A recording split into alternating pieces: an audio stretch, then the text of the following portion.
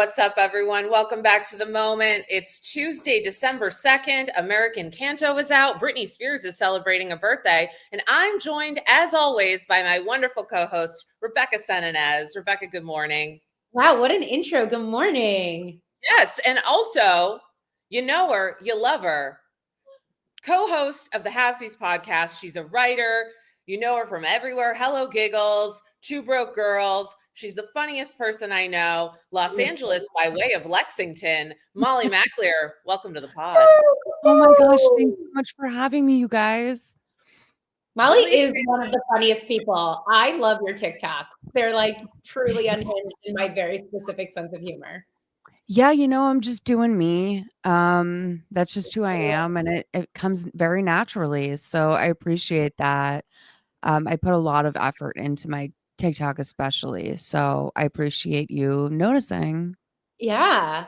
Well, you know who else is putting a lot of effort into their, I don't know, I'm going to call it 2028 presidential campaign, is one Mr. Senator Cory Booker, who got married over the weekend. He got married to Alexis Lewis. She's gorgeous. You got to give it to her. She's gorgeous. Totally gorgeous. The wedding looked gorgeous. There's a nearly 20-year age gap between them, and they got married only 3 months after they got engaged. And I just remember in 2019 when he ran, he got like some questions about his bachelorhood. This was him on Charlemagne the God, and then I want to talk about his nuptials. I want Molly's take. People feel like you being single could affect your chances. You being a bachelor in a basement apartment. I got a house in Newark now. I got a house in Newark. Okay. And I want to say, if it didn't affect Donald Trump and the terrible things that he's done in his personal life, and he still somehow managed to be president. I mean, I think that if Donald Trump get elected president at this point with the personal life that he has, then anybody can. You would only be like, you'd be like the third president, I think. I think first of all, there's 2 more years until I might switch. So he might get married. Give me some time. Well, I'm speaking into existence. Speaking into existence. So my girlfriend might listen to this. So you don't want to. Oh, okay. I'm about to say you don't want to marry somebody now because once you start getting hot, you might become president. She might just want you for that. No, I got first lady. Before I declare president, I'm dating somebody that's really special. So. Oh, yeah. So Cory Booker got a boo. I got a boo. You must not read the blogs, Charlemagne. I don't. Tell me. Who's the boo? He's on the blogs. Oh, okay. Yeah. Okay, what do we think? Is this a clout marriage? Am I being too cynical? Did they just meet and fall in love? What do you guys think? I mean, I'll be honest with you. I don't think about Cory Booker. His filibuster was great. And I do think he was wearing a catheter. No one talks about that. But I just don't think you don't go to the bathroom for 24 hours. They just think that's insane. I'll believe in love for the sake of it. And also, do you really have to be in love to get married? I don't think so. But good for him. President. Yeah. Yeah. Well, he can't Grover Cleveland it. We know Grover Cleveland was married, and I know this because I just watched this Netflix series about him. James Buchanan wasn't married. Oh, but Grover Cleveland got married in office. Little known fact, his sister was probably a lesbian, and she had to act as his first lady for a long time. And they were very close. I think that's the real story, is his sister being like, you need to get married. And then she went and got married. I went on a very long cruise with a woman. It's a super interesting story, but he married, like, I forget exactly how she knew him, but the son of a friend of his who died in a carriage accident. I don't know. I think that's the same way that Cory Booker met his now wife. Yeah. No, but here's the thing. I'll say a couple of things. First of all, I think that, a Black man running for office is always going to have it harder. So he's going to be criticized more than Donald Trump in that regard, right? So because they're like, oh, but like Donald Trump got elected. And it's like, this is comparing 2 different things. Apples and oranges, yeah. Right? There's that. But also, guys, don't get mad at me. I'm just going to say it. I think what they probably thought is Corey would have run earlier, and then his mom would have sort of been his stand-in first lady because they have a very close relationship. Now his mom is getting older, and it's like, how do we make her the sort of like de facto first lady, like a Grover Cleveland with the sister? And so it's like, hey, why don't you marry someone? And I'm with you, Molly. Like, let's believe in love. It's a gorgeous wedding, but I will say, like, the funniest thing was I was looking at the photos with Rebecca and I'm like, okay, so they got married in a courthouse, but then they had some type of like, it seemed like a Jewish ceremony. There were elements of Judaism. And then they took photos in front of a church. I'm like, okay. So like I was like, I don't know. Are they going to renew their vows at the Scientology Center? They're message testing their wedding. They're like, let's make sure we hit all the key voting blocks so that when we run in 2028, everybody is happy with our wedding. Yeah. Anyways, I mean, I feel like that's like a little bit of like fun news. And I feel like I saw all the Democrat congressional members be like, congratulations, Corey. But like the Democrats had a little fun. The Democrats got a wedding. Yeah. Who went?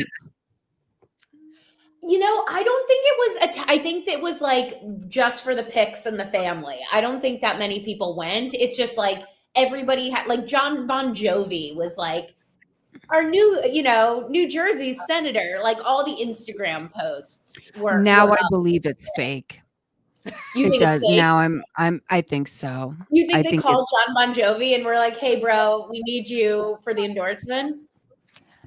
Yeah, I do. I think he's around like that. But also I think that I don't know. I mean, friends and family is for normal people. And I would think that there would be some names coming out for him besides John Bon Jovi. I mean, a 3-month wedding, it's tough to get the people in with a shutdown. You know what I mean? Like planning a wedding and a shutdown is. Whew. You're right. And yeah, Thanksgiving. Yeah. I'll give her this. Every dress, every look was a fit. Yeah. She looked she's beautiful. Great. Yeah. Beautiful, great style. We're into it. So, hey, and we'll get to that in a minute because maybe the Dems can be hot. But before we go there, let's just talk a minute about what's happening with Venezuela. So this week, which it was only Monday, but Trump declared, right? Like Trump declared Venezuelan airspace, quote unquote, closed and pulled his national security team into a high stakes meeting on what is going to come next.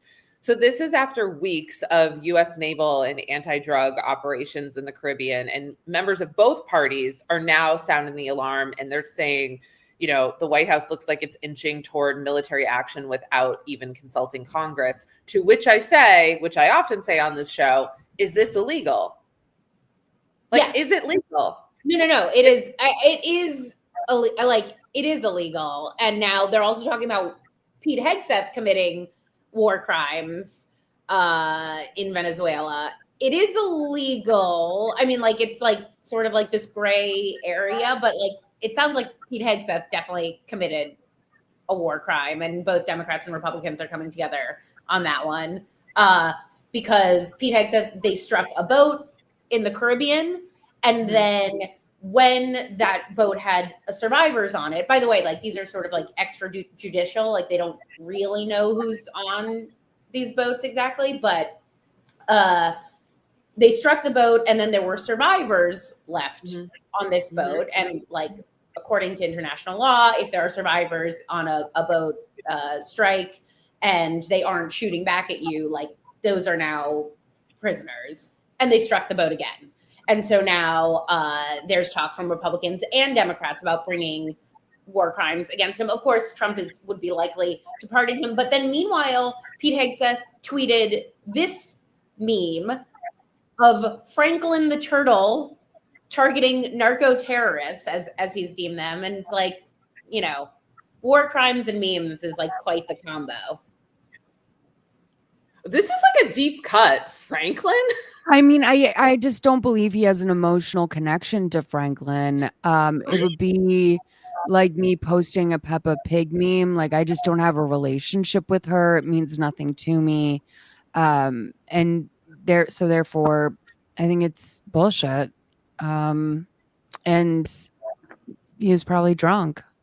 He was probably drunk. Yeah, I mean, that's the scary part about all of this is like Pete Hegseth. I could probably sing. I can hear the Franklin theme song in my head, which I'm not sure I'm proud of. I'm like, how much space has that taken up? Same, and I don't think it's because you and I are not the Franklin age, but I think it's because we have like our siblings. And like that's why it doesn't make sense for Pete Hegseth. Like his kids won't even be into Franklin. So I don't get it. But you know what I have to say? Like, not to cut him some slack, but like war crimes seem really complicated. Like I feel like if someone said I was guilty of a war crime, I'd be like, you know what? You could be right. Like, I mean, do you think that he sits down and goes, oh, better check international law? Like, I just think he's going off the vibe. Yeah, I mean, that's a good question. I think that's a problem. I think the Secretary of Defense probably should be checking in on international law. And I feel like that one is like pretty obvious. But yeah, probably not. And like, I don't know. I think that this is something that pardon power has gone too far for everybody. I was pissed off when Biden pardoned Hunter at the end of his term. I think like if I were to wave a magic wand in 2028, I would say like one of the candidates should make part of their platform reining in the pardon power of the president, because like Pete Hegseth also probably has cover to do, to run roughshod, I think. Yeah, I could see that. I mean, yeah, pardon power has gone pretty far. You're right. You know who I wouldn't pardon? Who? I wouldn't pardon this senator, this Arizona Democratic Senator, Ruben Gallego, who had a series of leaked tweets come out. And he was very lucky because they came out over the holiday weekend, which is always actually a blessing in the PR world. But basically, he had these tweets come out that he had with a friend, and they were him complaining that the Democratic Party, which is his party, remember, doesn't allow women to be hot, and that Democratic men look like Democratic women, and then, of course, vice versa. So let Dems be hot again. Let Dems be hot again. I mean, let's pull up Alexis Lewis again, the new Mrs. Booker. Who is hot? She's a smoke show. That's not hot enough for you? Hey, let Democrats be hot again. These are hot people. We are hot I think people. they're objectively more hot, don't you think? Like, I can't think of a hot Republican. I mean, like, good point. That's a good Tommy point. Lahren, I think, is like pretty, but like I think we have all the pretty people. I think it's like a weird scale, right? Like I think Melania's pretty hot. Yeah, but I don't think she's MAGA. What is she? Yeah, what is she? I think she's a true apolitical. I don't think she cares at all. Yeah, she'd be best. She's tapped out. She's tapped out. Yeah. I mean, I think the Republicans are like this weird, like Kristi Noem. Like, I guess she's hot. I don't know. Yeah. Is she hot? I think there's like a specific look that you're like, yeah, I guess we would categorize that as hot. Lindsay Halligan, Trump's lawyers are all hot. They can't practice law, but they are hot. Well, I guess like to me, with what I'm thinking with Ruben Gallego is like, okay, so I think that you just think that like the MAGA look is hot, which is actually a reflection of white supremacy. Even though I know I look like a MAGA, like I know that I could look like a MAGA person. I know that I kind of not like whatever, but I'm just saying like, I think, also I think it's this idea that, that in order to be good or to be of ideas or worthy of voting, we just need to be hot. And so it's kind of like goes back to the Cory Booker of it all, where it's like, if you're going to have to run for president, it's a lot better when you have someone hot by your side. Optics. Right? Yeah. And then also, meanwhile, I just want to throw out there, yesterday was World AIDS Day, and it was the first time since 1988 that the United States is not recognizing World AIDS Day. Not that these are like distinctly connected, but like it does feel like we're moving into this like gender normative anti-LGBTQ sentiment. Yeah, I think we've been there, for a while. That's I mean, it's disgraceful. Yeah. Yeah, I know. And also too, I saw this like photo of Biden from last year on World AIDS Day. And, you know, it was just the White House and they had like the, you know, the big red ribbon behind it. And it's like, listen, say what you want about Biden. He was showing up and showing out for a lot of things that were important. And I think that like we almost are if we can push that message more of like, yeah, he definitely was fading. Although I saw him over the weekend. Not like in real life, but he looked great, you guys. He's looking good. I think he's great. And Jill Biden was seen buying lingerie. They were in Nantucket, and Jill Biden was buying lingerie. And I was like, you know what? God bless. Jill's hot. Jill's hot. Jill's hot. I know. I've always thought that Kim Cattrall should play her in a movie, in the made-for-TV movie. He's only getting a made-for-TV movie. We're not even going to give him like a I don't know, like limited release.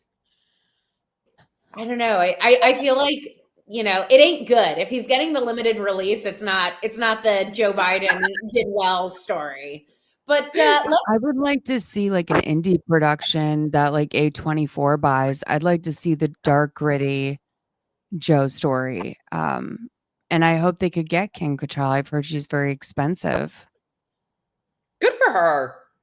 Yeah, of course. She shouldn't. I mean, I would never work again if I was her. I wonder what our guest thinks about the Joe Biden made for TV and or A24 movie, because she is one of our first right-leaning creators that we're having on the show. And we're so I don't think I'm right-leaning. Oh, okay. That's good to know. I know enough. I'm apolitical. Like, I think I'm Melania. Emilie Hagen. Emilie knows everything, is the Melania of the moment. Emilie Hagen is a journalist, a writer, a comedian. She runs her popular Substack, sharing her takes on the intersection of pop culture and news and politics. You've seen her on News Nation. You've seen her in The Hollywood Reporter. And now Emilie Knows Everything is here on The Moment. Welcome to The Moment, Emilie. Hi. It probably appears that I'm right-leaning, but I'm very politically confused. Can we start there? I'm curious about that. Like, tell me why we think you're right-leaning and why you think I was working for House and Habit for a while, so automatically that puts me there. I was at election night at RFK's party last year, so in a red dress, so that puts me there. I've been writing articles for MAHA Report, so I see why you think I would be, but lately I am very embarrassed. I wouldn't say I'm part of the ex-MAGA movement that's killing each other online right now. I think I voted for Kanye in 2020. I don't know if I'm a great guest for the show. He might not be a good fit. No, you're such a good guest. This is exactly fascinating. Yeah. Well, no, and I think you know, there's so many ways that you have been connected to all the different things that are happening right now, right? Like, it must feel wild for you. No, you're good. Look at you glow. Today is so crazy because there's so many things happening, right? Like, it's December 2nd. So here's what's going on. It's Britney's birthday. And I know you were a big part of the Free Britney movement. Wait, I do have to ask, how do you think that Britney is spending her birthday? Swimming somewhere. In Mexico, or in like, she goes to Hawaii a lot, right? Somewhere below the equator. Okay. Wasn't she out with Kim last night? Really? What? Yeah, I think I saw pictures of her leaving Nobu with Kim in a happy birthday hat. And she had that weird sleepover with Kim a couple why are they hanging? I think they're going to try and put a Neuralink chip in her.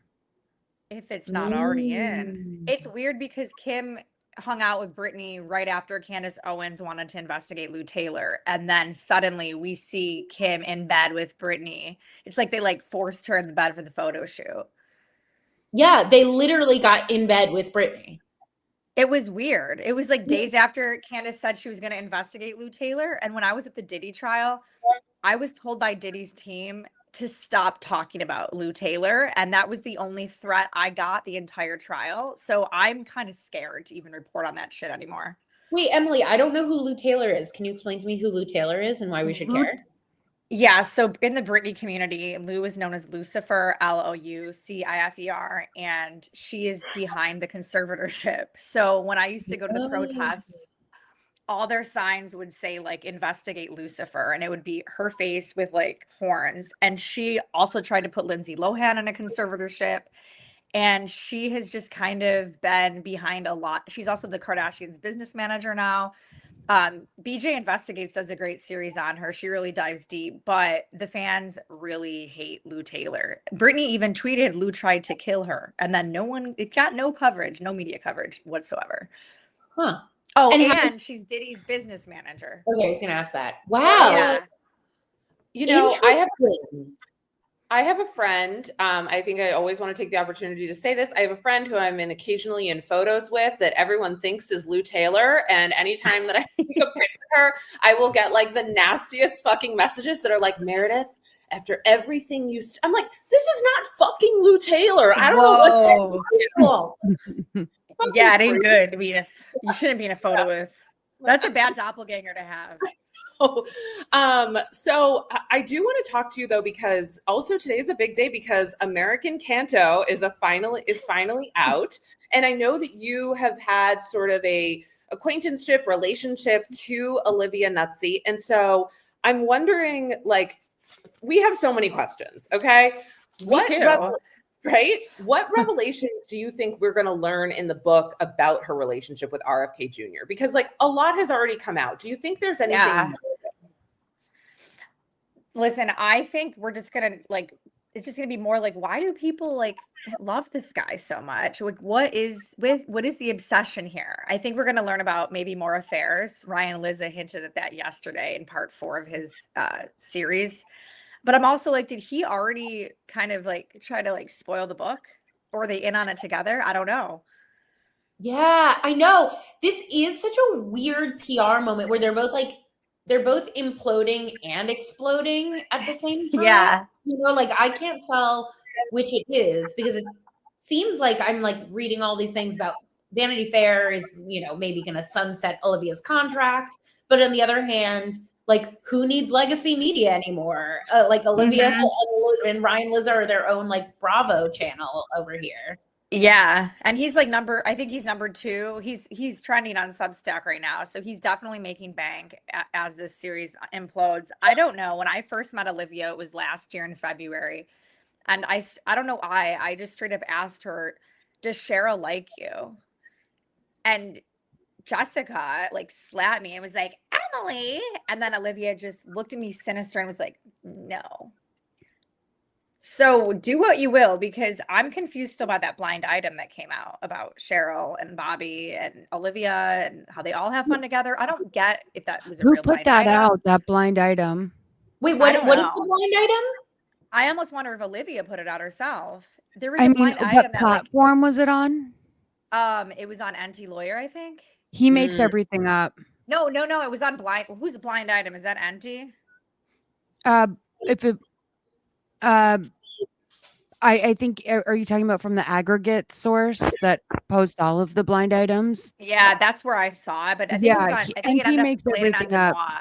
There was a great profile on him in Vulture a couple years ago because he had to address some, I mean, I know them to be true, claims about him taking advantage of this young woman, and he makes everything up from people who have seen how the sausage is made. Yeah, I think it was on Demois. Oh, okay. Well, here's the thing. Even a broken clock can be right twice a day. If you say, hey, Olivia and Cheryl and RFK Jr. have an arrangement, I wouldn't say that's impossible. Like that to me, and yes, I know NT has made things up in the past. I think it's just like, maybe there is a deal. Because listen, it's fucking embarrassing what RFK Jr. has done to Cheryl Hines on so many levels. Yeah. And it's like, at what point does it become about not being married to a Kennedy anymore? Or maybe this was just like listen, everybody's got a kink, right? Like maybe she's down to clown. Well, the reason I believe the blind item is because I already knew it. So I guess I should have just said that. The blind item talked about how there was a right-leaning blogger that's associated with MAHA that goes around DC, is drunk, and she's talking about RFK's sex life and how Cheryl's involved and how it's just this one. And that's obviously House and Habit, who I call apartment. I guess like what? Sorry. Who you call what? I didn't hear. I call her apartment because we had a very bad public falling out. But it's been very weird to watch her pretend to be best friends with Cheryl, but then she's the first to do an exclusive interview with Olivia, and it's coming out today. So it's like, are they all involved? Is this everyone just making money? I don't really understand it. I also don't know who's gonna buy the book. It's all very strange. Like I come from like the legacy media world. I worked at New York Magazine at the same time that Olivia was there. And she was such a darling of that world. And I think was sort of like at the time, like I think everybody looked at her as this like Joan Didion of our generation, this like bastard, like carrying the torch of like cool, sexy, really well done journalism. And to be like, oh, actually, she was sleeping with Keith Olbermann and then came in like the whole thing. It just almost like blows up in some ways. Like my vision of all this is like, oh yeah, legacy media is just like everything else, like we're all just like climbing over one another and they're all sleeping together. And the Keith Olbermann thing, I didn't know that. That was a surprise for me. I think the book's gonna do great. Like, I mean, I just remember it being a tidal wave for someone that I had never heard of. And I remember people from my side, my world of the internet, which is a very like often like New York, LA media type people are who I have known for a long time and I'm friends with. And I was surprised to see so many people speak out, especially like in favor of Olivia. Like, admittedly, it's like funny and crazy that this is what was happening. And it felt, I don't know, it was just like one of those larger than life media stories, I feel like, for people in the journalism world. And so I think a lot of people are hooked in on that. And I think that people always love the idea of an affair. Like, I think that that's super interesting, especially with like, there's a Hollywood element to it. There's a lot of crossover. Everything I've seen about her, she's just weirder and weirder. And so I think it would do pretty well. But the passages I've read that buy the rights to that book. Have you read any passages? Is about to buy the rights to that book and make the miniseries. I also will say I was going to buy the book. I was really excited about it. I was fascinated by it. And then I read the Vanity Fair excerpt and I was like, oh, this girl cannot write. You know what I mean? Like I was actually all for, like people make mistakes, whatever. I was all for the comeback, I was like, or like I was ready to accept that she admit. But then I read the Vanity Fair excerpt and it was like, on top of it all, she's a terrible writer. And you can't both be a terrible writer and a terrible reporter and embroiled in drama. And then also, while like legacy media is shedding all of its reporters and laying people off, be like, yeah, hire me again, I mean, she called me a terrible writer, so it's like I don't even know what to believe anymore. You're a great writer. I've been reading your Substack. But you know what? House and Habit might have just said that she said I was a terrible writer because she wanted to say it. It's like my mom said, you're bad. It's like that. I agree with Molly, though. I do see a lot of LA and New York media people on her posts like stoked about the book. And I think that there's going to be a lot of drama around it. But I feel like, Meredith, you've been going after Cheryl hard. So you're going to have to buy the book. Oh, I'm buying the book. It will be used as a prop, so I will be able to use it as a tax write. But I have a whole plan for what I'm doing with the book. I actually made a fake version before I could get it, where I printed out the cover on my computer, but I didn't have any colored ink, so it was in black and white. It looks so pretty, but listen, it got the job done. I want to just flip for a minute because you had a great interview. I guess it came out last week. God, thank you. So crazy, with Thomas Massey about the Epstein files. And we've had Rokana on this show. And we're dying to know sort of what you're seeing from that behind the scenes, because we can't get the Republicans to talk to us about this. So that's why it's so fun for us to have you here. And so what do you make of some of these cracks? They won't come? No. And we've been so nice. Really? Yeah. Hook us up. Well, I don't have a connection to Marjorie Taylor Greene, but I'd love to she'd be great on this show. I've emailed her team so many times. I'm like, dear Marjorie. I think she's like, honestly, what I saw when I was at the press conference, I think it was 2 weeks ago now, she was over it. I was like, this woman is going to resign. Like you could just tell, like, she is, like, people were trying to say that she made up the death threats. I truly believe she was telling the truth because of how her aura just kind of was that day. I don't feel hopeful about the release. I know Massey in my interview said that he does feel like the American public is on their side this time, and we're finally going to get transparency. But we've seen what the administration has been doing, and a lot of the survivors, I don't think they're very hopeful either after how many administrations have covered this up. It's been like 30 years now. So why now would we get the files? I put a bet on it on a betting site that we're not getting them by January 2nd. That's how confident I feel.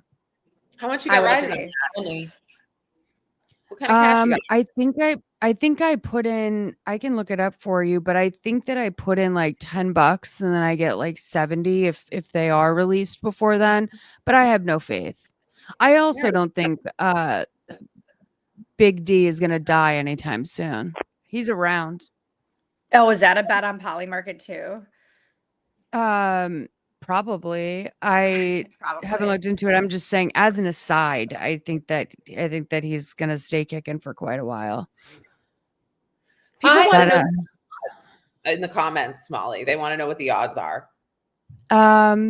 Okay. So my position was I put down $5 and I get 47 if they come out by then.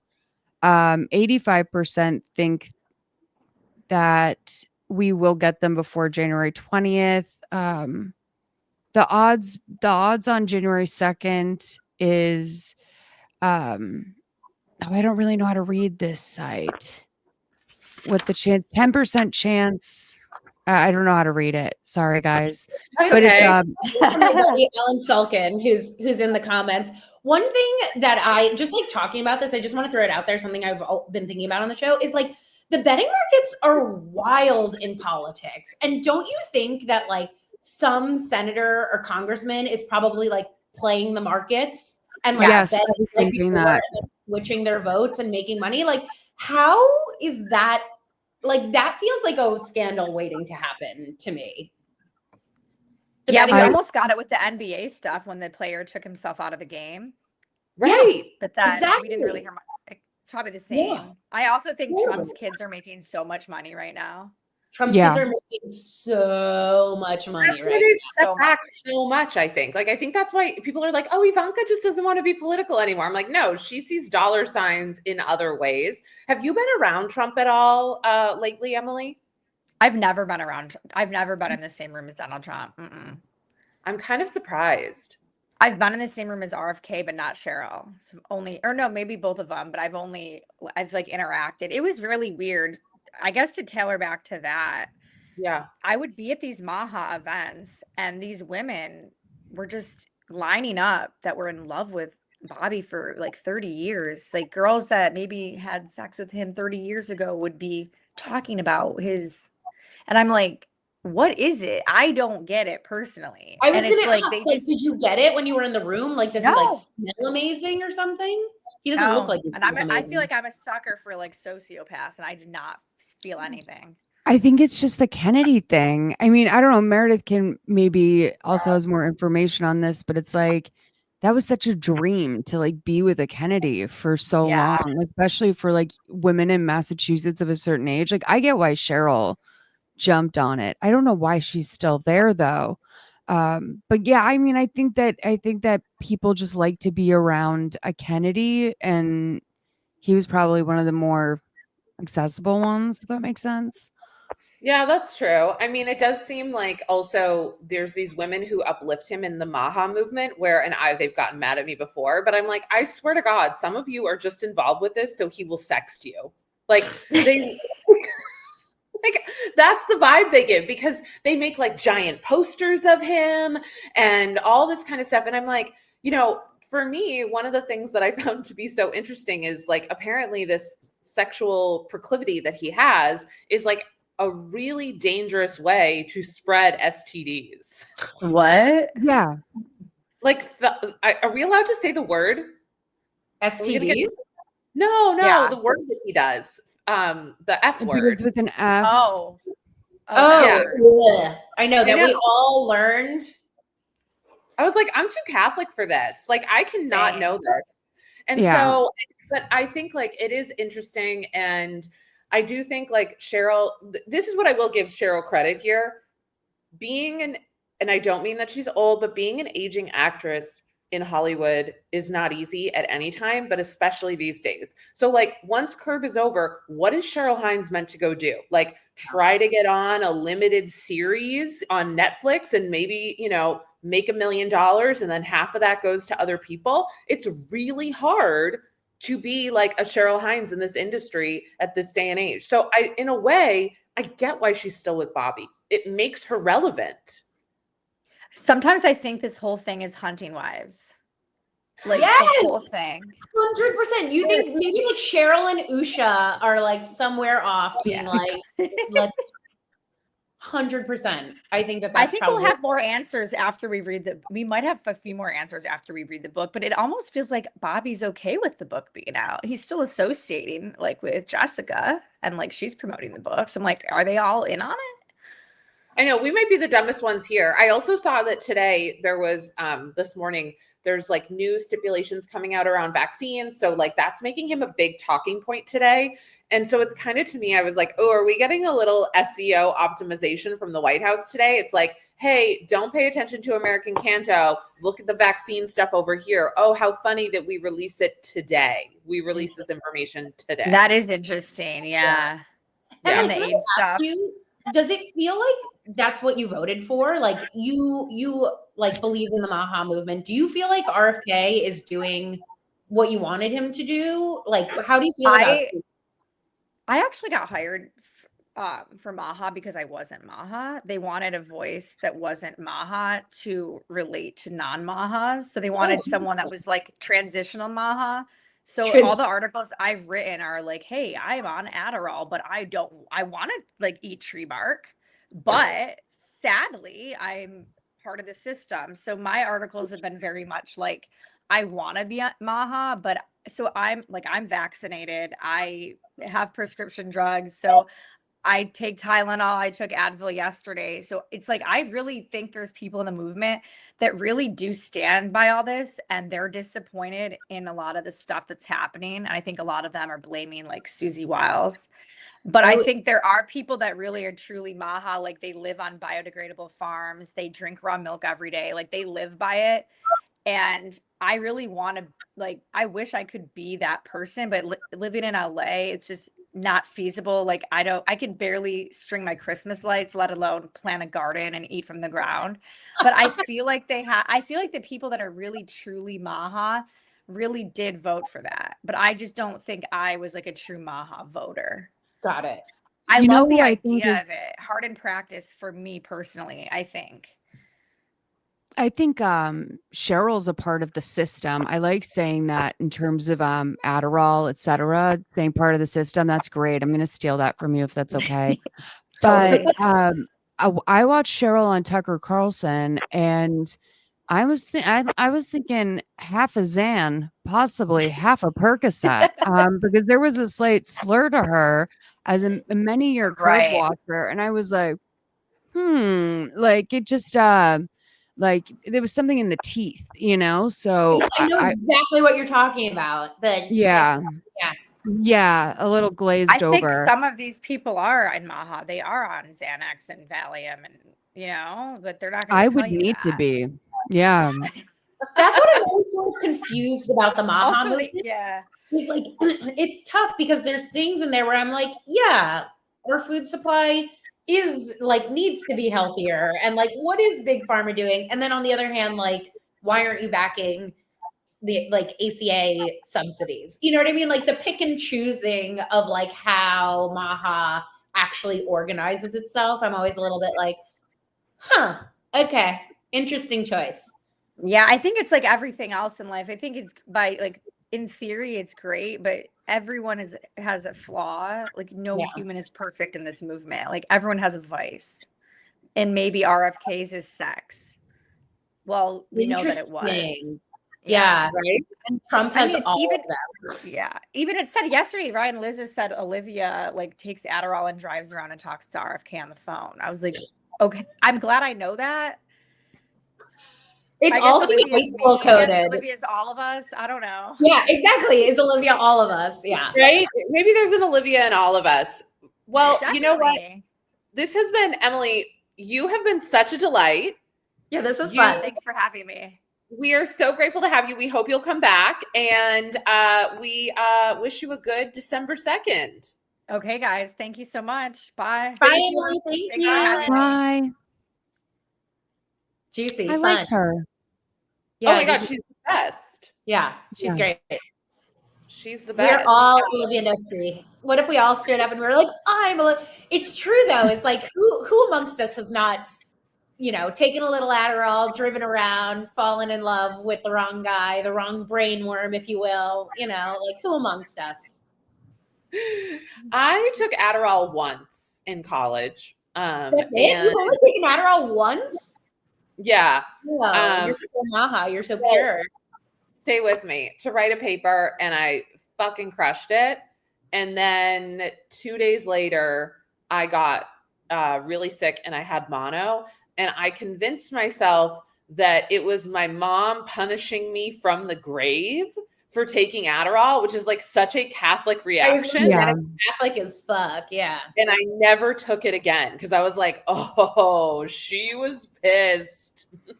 Wow. Yeah. What can I say? I'm a square. You guys, we end every show with this same segment and we ask each other what's having a moment for each of us. And I pose it to the group. Rebecca, what's having a moment for you right now? What's having a moment for me, unfortunately, is as always Melania. She announced that she has a production company in relationship to this documentary that's coming out. I won't go see it in theaters. I'm not that, unhinged, but I will be watching the Melania documentary that got something like $20 million. I think maybe even more than that. I just like Melania fascinates me no end. And her Christmas decorations just came out at the White House. Something that I found interesting was the video that they put out was all in really tight shots. It was all like looking at these minute details. The reason being is that usually it's the East Wing that's decorated. Right. It's usually these sweeping big shots of hallways. And of course, the East Wing is a pile of rubble right now. And Melania had like, be best ribbons on everything. And I just get a kick out of Melania, and I'm curious to see, like maybe her production company is gonna finance the Olivia Nuzzi limited series, So that wouldn't be a bad money move. That would say what? That would be a good money move, I think. That's what I'm saying. Yeah. I mean, like, I'm curious. I mean, if I know anything about celebrity production companies, and I do, it will probably be like a series of really shitty Be Best documentaries and nothing else. But the American Canto limited series on Paramount Plus would fucking eat. Molly, what's having a moment for you? Oh my God. It's not political, but it could be. The epilogue to the Karen Reed trial that has been playing out on social media these days I had the best Thanksgiving of my life. I don't think I've felt a high like this since January 6th. Like, I am absolutely living. So the entire group of people that rally behind Karen Reed is imploding right now. And Turtle Boy, who is the main propagandist who really led the charge and got the case so high up in the media and in the social media sphere, he's like basically admitted that he knows she did it now, and he's having a complete mental breakdown, and he's been going live all weekend. I know. I did that on purpose, Vienna. Vienna's like, why is Vienna? That was excellent. Vienna took it down so quick. I put it up. I didn't even know if it would work, and like Vienna was like, down. That's the real Turtle Boy. No, but it's been so off the chain with like them going live every night. I don't know, Meredith. I think you've seen, and I haven't seen any requests to come up. So I think you knew we were really cooking all weekend. But me and all my girls that I met on TikTok through following this case, and of course our friend Mac, my 68-year-old friend from Dorchester, we've been like on TikTok live all weekend obsessively. It's like even my boyfriend, who really doesn't particularly care to follow any of this stuff, he said to me the other day, he's like, I know this is a really big deal right now, because I showed him a video that had leaked of Turtle Boy crying and pounding on the floor saying, I can't go back regarding jail. He was like, I know this is huge. He's like, feel free to live stream in the living room tonight. Wait, Molly, it's just been fantastic. For the plebes in the audience, and by plebes I mean me, can you like do a quick recap of like what has brought us into this moment? Karen Reed has been this big trial in Boston. She killed her husband. She didn't kill her husband. Go ahead. You like eat for a second. So I would really recommend people start. There's so much misinformation out there about this case. It's really like peak fake news. But and it's a smear campaign. That's one of the reasons why I got so interested in it, because one of my special interests is sort of media smear campaigns. But I would recommend the podcast 34 Fairview Road by M. William Phelps. It's an excellent listen, and it really brings us through the Turtle Boy of it all, because at the time M. William Phelps and Turtle Boy shared a manager, and so he linked up with Turtle Boy thinking this will be a good way to get to the bottom line. But by the time the podcast is over, he's so disgusted with everything that he's witnessed that he did come to the right conclusion, which is that Karen Reed backed her car into her boyfriend, Officer John O'Keefe, on July 29, 2001. And she is a woman from resources. And when she was fighting what was initially supposed to just be a manslaughter charge, she wound up getting arrested for second degree, because they showed intent in her Lexus data that she was driving ridiculously unsafe, and in Massachusetts, under the eyes of the law, that's second degree. So basically, where she took the smear campaign is to frame all of the people who are actually witnesses to the crime, and cover it under the sort of umbrella of cop corruption, because there was seriously imperfect policing, to say the very least.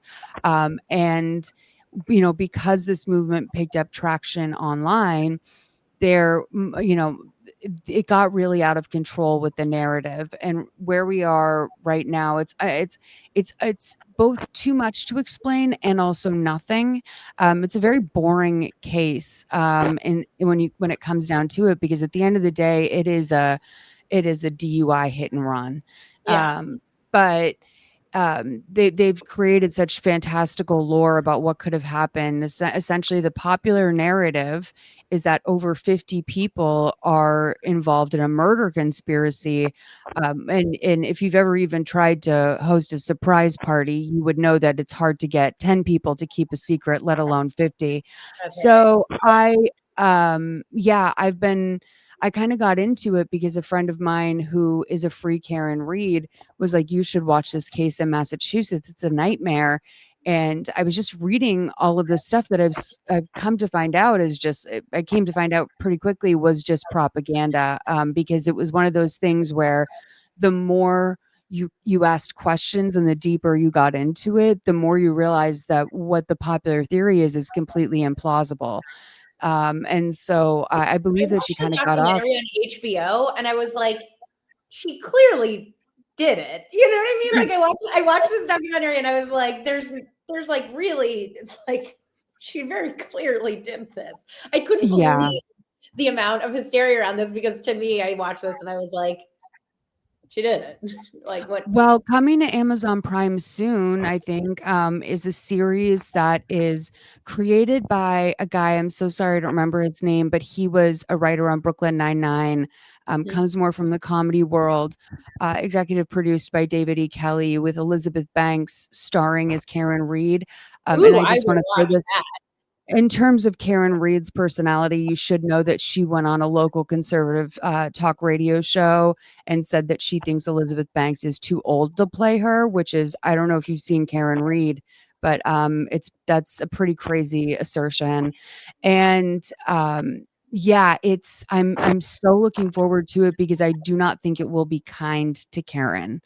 And with everyone turning on her now, I think people are really getting primed, because there's people that still believe in Karen's innocence, and then there's people who are really into this because of the cult of Turtle Boy, and none of them right now are looking great. There's been illegal wiretapping going on. I have a cat scratching my lap, but yeah, what a wild her shout out. A place, the internet. It really is. And I am concerned about how the public is litigating true crime cases in the, and deciding there. There's still people out there who believe like Brian Koberger is innocent. So I'm, sometimes I'm interested in true crime. I came from a family of, where that was just a topic at hand all the time. But really, I'm super interested in the way that social media has decided to take all this on their own. So yeah, it's so beyond the moment with me. It's whatever's even more momenty than the moment. It's the lifetime. It's the decade. It's the lifestyle as well. Meredith, what's happening for you, friend? What's having a moment for me is I did, for the first time in my life, I did a keratin treatment. And I am really feeling it. I haven't been able to wash my hair in like 3 days, and that's okay. So Nick, if you're watching this, don't worry. I haven't been washing my hair. But yeah, I just decided that I was going to do a keratin treatment, and, it's supposed to make styling a lot easier, and it's very straight right now, but Rebecca has seen it in the flesh, and it does look really good. She saw it right after I got it. So I'm pretty excited about it. And I'll report back on, I feel like keratin treatments had like a moment back. I was going to say, you're a little post moment here. I love them. Do you get them, Molly? I haven't in a long time, but I would say they're not just post moment. I think Meredith is bringing them back, and I'm really inspired to go get a keratin treatment soon. I've been thinking of it in the back of my mind, and this might have just been the push I needed. Wow, you heard it here first. Trendsetter. You guys, this has been so fun. We will be back on Friday with another fabulous guest that we'll tell you about later, because that's how it works here on live TV. But Molly, thank you so much for joining us. Remind our friends and family where they can find you. Yes, you can find me on Instagram and Twitter at Malls. You can find me on TikTok at It's Big Molly. You can also check out my podcast. I would appreciate it so much. Mother May I Sleep With podcast, a long form podcast about Lifetime original movies. I'm planning on covering a lot of Christmas stuff coming up soon. I'm going full Christmas this year. And also my podcast Halfsies, which is this week I talk about the Boston Tickler, which was a guy who was breaking into off-campus housing at BC and tickling the feet of young boys and women.